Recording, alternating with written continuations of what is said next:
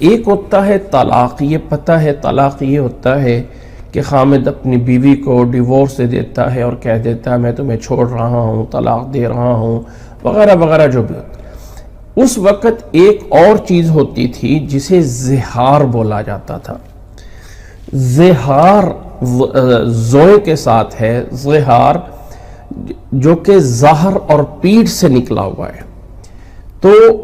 اس وقت لوگ اپنی بیوی کو الفاظ بول دیتے تھے، انت علیہ کظہر امی، کظہر امی، اس سے نکلا ہوا کہ تو میرے لیے ایسی ہو گئی ہے جیسے کہ میرے لیے میری ماں کی پیٹھ ہوتی ہے، گویا کہ تو میرے لیے میری ماں کی طرح ہو گئی ہے۔ اگر کسی انسان نے اپنی بیوی کو ایسے کلمات بول دیے تو اسے اس دور میں طلاق ہی سمجھا جاتا تھا،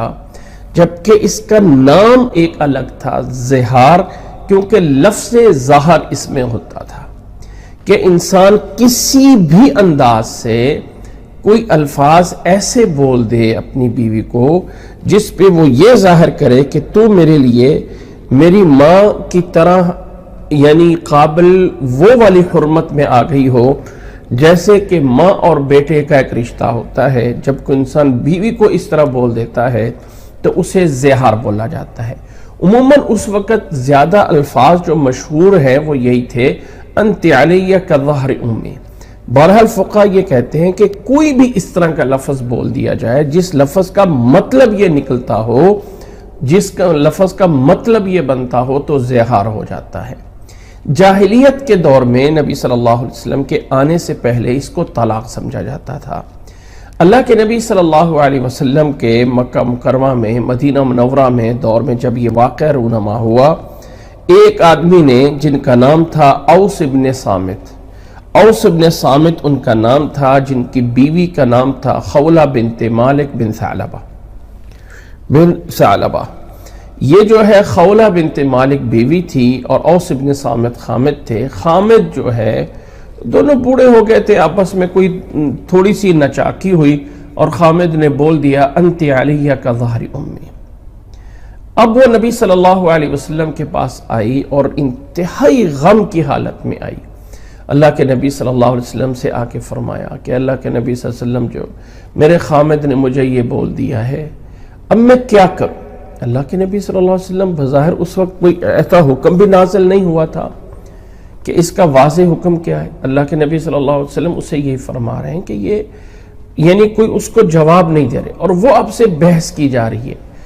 تو اللہ تعالیٰ نے اس کے جواب میں یہ آیات نازل فرما دیں اور اللہ تعالیٰ نے فرمایا نبی صلی اللہ علیہ وسلم آپ سے جو وہ بحث کر رہی تھی نا،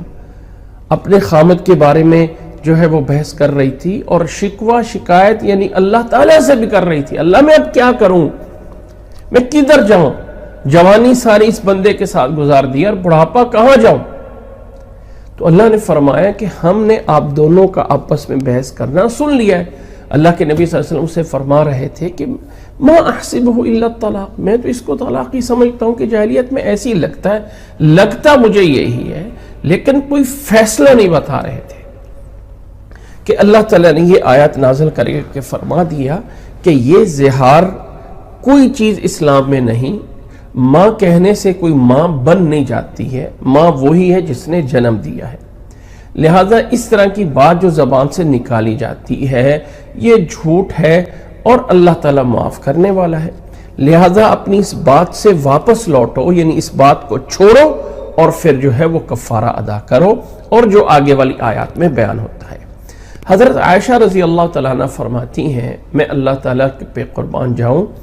کہ میں گھر کے اندر موجود تھی اسی کمرے میں، اور اسی کمرے کے ایک کونے میں یہ عورت آپ صلی اللہ علیہ وسلم سے آہستہ آہستہ بات کر رہی تھی اور بحث کر رہی تھی، اللہ کے نبی میں کدھر جاؤں، کیا کروں، میرا کیا ہوگا، کوئی راستہ بتائیے، کیا ہوگا؟ اللہ کے نبی صلی اللہ علیہ وسلم کچھ نہیں بتا رہے تھے۔ تو اللہ تعالیٰ نے آیات نازل کر کے فرمایا کہ اللہ نے ساتوں آسمانوں کے اوپر اس بات سن لی ہے۔ حضرت عائشہ رضی اللہ تعالیٰ عنہ فرماتی ہیں کہ میں اس کمرے میں تھی، مجھے آواز نہیں سنائی دی تھی، لیکن اللہ تعالیٰ نے اس کو آسمانوں پہ اس بات کو سن لیا تھا۔ اب ان آیات میں خلاصہ یہ ہے کہ یہ زہار کرنا کوئی اچھی بات نہیں ہے۔ اگر بیوی سے زہار ہو گیا ہے تو اب انسان چاہتا ہے کہ وہ اپنی بات کو چھوڑے اور بیوی سے جو ہے وہ صحیح طرح تعلقات کر لے، تو اب اسے کیا کرنا ہوگا کہ اسے ایک غلام آزاد کرنا ہے۔ غلام نہیں مل رہے تو پھر اسے 2 مہینے کے لگاتار بغیر وقفے کے روزے رکھنے، اور زہار عورت تو کر نہیں سکتی، خامد ہی کر سکتا ہے، تو خامد کو ہی رکھنے، اور اس میں کوئی ناغہ نہیں ہونا چاہیے۔ اور اگر کوئی انسان کہے کہ میں 2 مہینے کے لگاتار روزے نہیں رکھ سکتا ہوں تو پھر کیا کرنا ہوگا؟ فرمایا پھر اسے جو ہے وہ یہ کرنا ہوگا کہ وہ پھر 60 مسکینوں کو 60 50 اور 10 60 جو ہے وہ مسکینوں کو کھانا کھلا دے،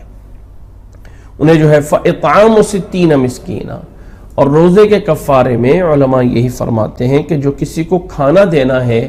تو جیسے من اوسط ما تطعمون اہلکم دوسری جگہ پہ آ گیا ہے کہ جو گھر میں ہم کھانا کھاتے ہیں اس کا درمیانہ نکال کے جو ہے اس کا نکال کے 1 مسکین کے لیے دیا جائے، 2 ٹائم کا کھانا۔ اور فرمایا ذالک لتؤمنوا باللہ ورسولہ، اللہ تعالیٰ نے تمہیں یہ احکامات اس لیے دیے ہیں کہ تم اللہ پہ اور اس کے رسول کی اس پہ ایمان رکھتے ہو، لتؤمنوا کہ اللہ اور اللہ کے رسول پہ جو ہے وہ تم اس کے رسول پہ اس کے یعنی ایمان رکھتے ہو۔ وَتِلْكَ حُدُودُ اللَّهِ، اور اللہ تعالیٰ نے یہ حدیں مقرر کی ہیں، یہ متعین کیا ہے، یہ کرو یہ نہ کرو۔ اور یاد رکھ لو وَلِلْكَافِرِينَ عَذَابٌ أَلِيمٌ، اور کافروں کے لیے دردناک عذاب ہے۔